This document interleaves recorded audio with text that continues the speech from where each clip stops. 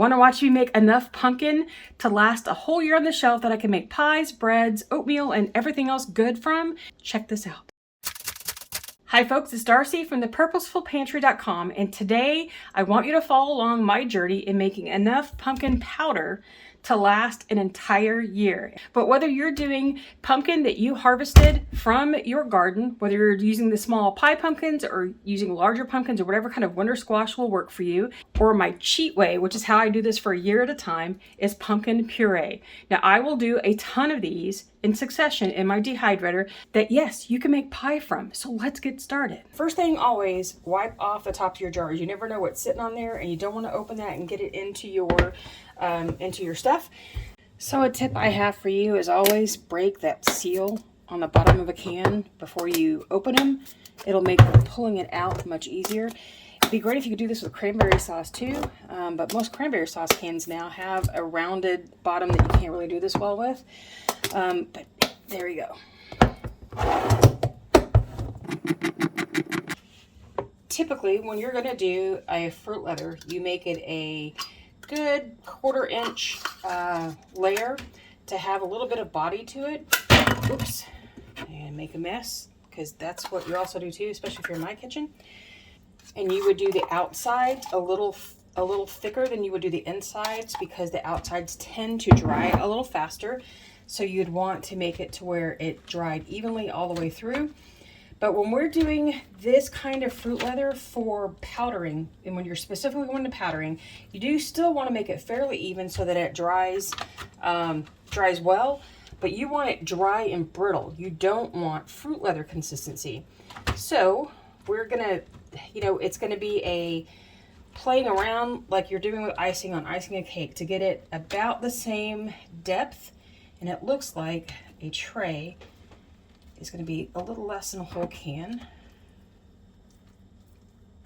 But I'm using an offset spatula. Last year when I had to do these for this year's stock, I have just a flat icing knife, and it doesn't work quite as easily. But if that's what you've got, you use what you got. You don't have to go buy something fancy.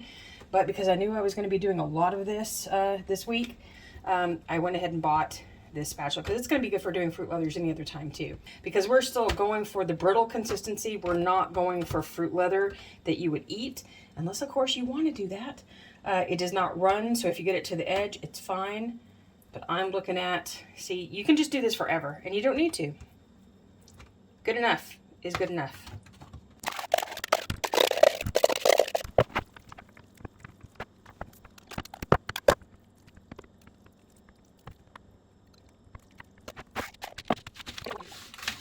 I do find when working on with these Teflon sheets that you really have to hold on to the sheet more than you do when you're using the silicone trays,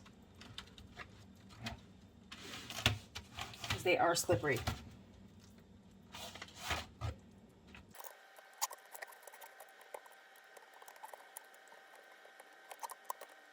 Okay, I have all 10 trays full. I got 5 of those large cans on here. So it took about a little over half a can per tray. And then this last one is pretty thin, so it'll probably dry much faster than the rest. You're going to let this just go.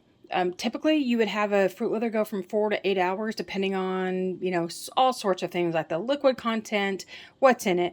We want these to go long. We want these to get brittle. So we're going to dry them at around 135, and we're going to just let it go. So start. I did 138, it's fine. We're going with 29 hours because I don't want to have to think about the time. I'll check them occasionally to see if they're done. And here we go. All right, after having quite a bit of time on this last batch, here's what they look like. And yes, some have curled up because that's what they do. These are very thin layers, and the heat makes this happen. It has not ruined this silicone tray. It just stuck to it, so it pulled it up. But it's not wet. It just is the way it sticks to it. So it just peels right off just like that. All right, so here we have another tray. This tray, here we go. And any sticking that's happening here is not because it's wet. It's just because it's the smooth side here, because I did not flip these. I came to flip them and they were still wet right in the middle, because these are larger trays. And if you have a smaller dehydrator, this is like, because this is the Cosori 10 that I'm using, it's the size of an Excalibur, instead of having a smaller Cosori or a Nesco or something. So sometimes the middles do take a little while longer because it's got a lot more surface area to work with. So when I came in, they were still kind of wet in the middle, and when I would peel them up, they were not coming up. So I just said, I'm just going to leave them. They can just dry like this overnight. They'll be just fine. So you can see here too, it's just where it has dried and it shrinks. And this is what happens because these were thin and we were going for the brittle. So this is the last set that I have. I'm going to pull these out. I'm going to clean off the sheets. I'm about to put some onions in to let them go. And then we will get started on powdering. So here are all of my layers of pumpkin leather that I made. Got them dry and crispy because that's what I want in order to make a powder that's not going to be quite as sticky. These aren't like fruit leather. They aren't meant to be that way, that they're supple and can roll and can chew on. So we're about to tackle powdering pumpkin powder. Okay, so right before we get ready to powder, I'm going to try something. I get a lot of people saying that I should have a dry canister for my Vitamix. I've never needed it. I don't do grains in it, so it's never something I needed, but I went ahead, found one on sale, grabbed a dry canister for the Vitamix. Plus I've got my Ninja, my Nutri Ninja that I use all the time. Now, most of the time, if I don't get a super fine powder, I'm fine with that. It's going into something else that it doesn't require a very super fine powder. But occasionally, I might want to do that with my sweet potato flour to use it in terms of making pastas and things like that. So I'm going to try out this canister and see what I think as we do the pumpkin powder today. So basically what I'm going to do is I'm going to break all of these sheets down into shards that I will then put into my canisters. Just like this. And that's what you're looking for. I want good and dry, not at all bendy, not at all soft, because we're looking for a good, hard, brittle texture to get a good powder. Now, how would I use this pumpkin powder? I'm hoping this will last me probably about a year worth. But I have a blog post that's going to be down in the description box, down below. You know, open up your viewer in your mobile phone or on your tablet, and in that description box is one for 25 plus uses for pumpkin powder. So you can see all the different ways that you can use this. And I would love if you would put down in the description, in the comments below, how you use pumpkin powder. Whether you use it in pasta, whether you use it to do other things, I'd love to know. Okay, let me get to this, and we'll see how this all works.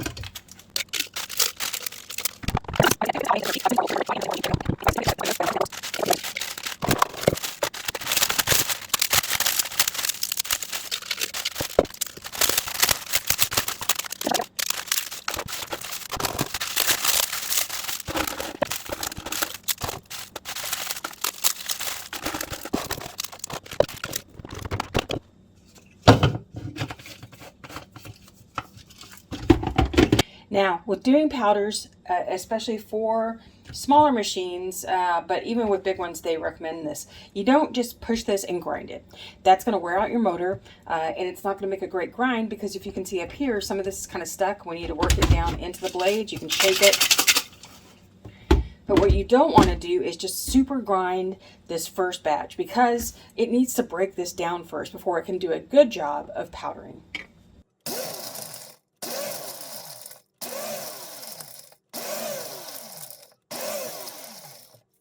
And you can see with this first couple of quick runs, I've gotten it broken down really well, and then we can powder. Now what I could do is go ahead and add some more shards to this and fill it up again, and then work it the same way. But you don't want to overfill your any of your canisters for grinding, because it makes things get stickier and harder to grind.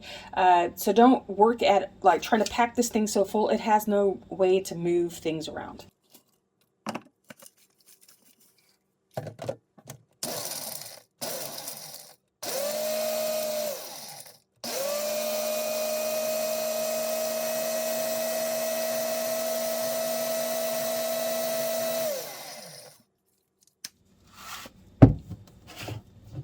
Now, most of the time you should let this settle before you open it. Certainly don't stick your face over it. But I want to show you what the inside looks like. We still have one large shard that needs to get broken down. And then we've got quite a few smaller shards, like little bits on top, but the rest of the powder down below is getting finer as we go. If you can't get your machine to get any finer than what I just showed you in here, it's okay. You can also take this out and strain it in a fine mesh strainer to let the powder go down through it, and then regrind the bits, because that way you can get those down more. But just know that it doesn't have to be perfect. Now, if you're going to put this kind of pumpkin powder into a pasta or into bread even, that you're going to use just as a powder, you might want it a bit finer because you don't want those bits in your doughs. But for what I do, for the most part, this is all that's necessary. Well, I'm going to do it more just because that larger chart in there, but this would be a fine powder for me for anything. All right, so we're going to start on the Vitamix now, and I have to remember how it's been a hot minute since I used mine. Just be forewarned, when you're doing this, those pumpkin shreds are really, really sharp, and they will etch the plastic of your mixers. I have dedicated like cup for the Ninja, and my Vitamix is already that way. I didn't expect it to do this much damage here though. So just know that will happen. Be prepared.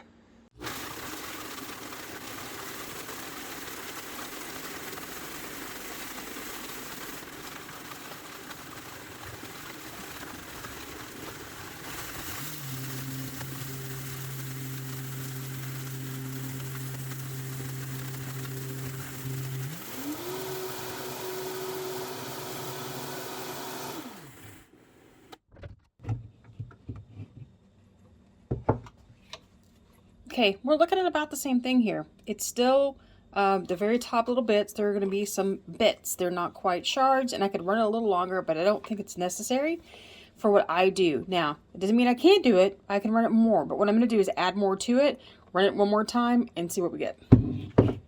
So now what I'm doing is that as I get done with each of them, I'm going to put them onto a cookie sheet. So what I would do is I'm going to keep going. I've got another one of these little cookie sheets, and I won't get it all exactly, but there is a finer grind with the Vitamix compared to the Ninja. Now, this is not to say that you have to go out and buy a Vitamix or some really big expensive blender. You do not have to do that. I happen to have one. I happen to have access to go ahead and buy the other container to do this, and I think what I'm going to do is just show you what the third one looks like right on top.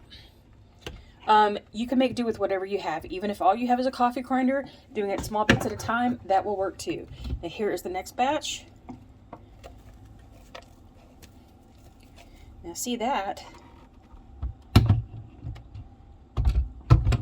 left me with shards as well. So we still have a few of those in there. The clumps are all about the same. The shards are about the same. And I don't see that this is any finer of a grind. Yeah, it is. It's a little finer. So with the dry one, we still have bits left, but it is a slightly finer grind than even the regular Vitamix. But here's the thing. For over $100 for this, or if you can find one on sale or used, or if you got a deal, it's not worth buying the dry blender, the dry canister for your blender, compared to the regular one.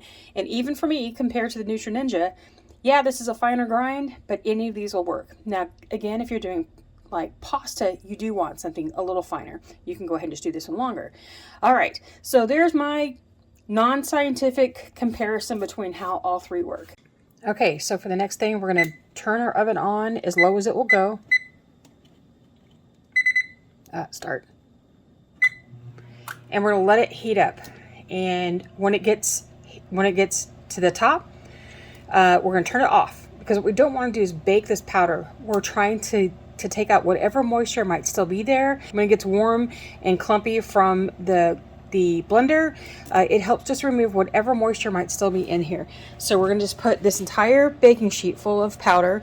I could put it in two, but I'm not going to today. It's going to be fine. I can just spread this out and get it good and ready to go. Now, if you were wanting to put this in your dehydrator, you can put this into coffee filters. You can put it in bowls. You can put some kind of small towel over the top of it to keep it from blowing out, and do the same process. I just find the oven is much easier in this case.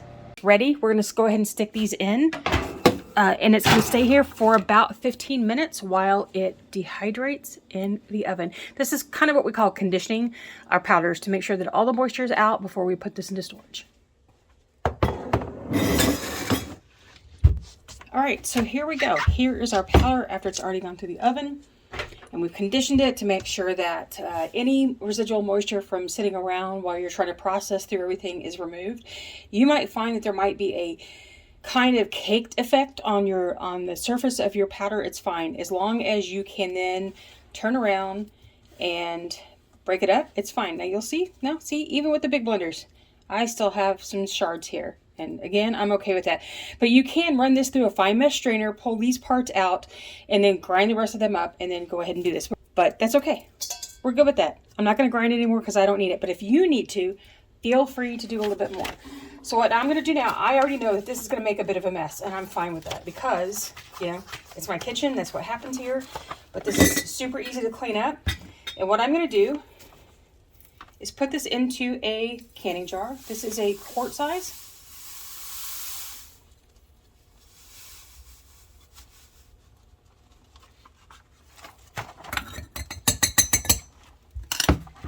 So there we go. Look at that. Look how beautiful that is. That's pumpkin. That is an amazing amount of pumpkin that I can use all year long. And then I'm going to take a reusable jar. This is a Classico spaghetti sauce jar or Alfredo sauce that I will buy to stock our pantry with. And I keep these because they're reusable for storage. So I'm just going to go ahead and do the rest of this in here.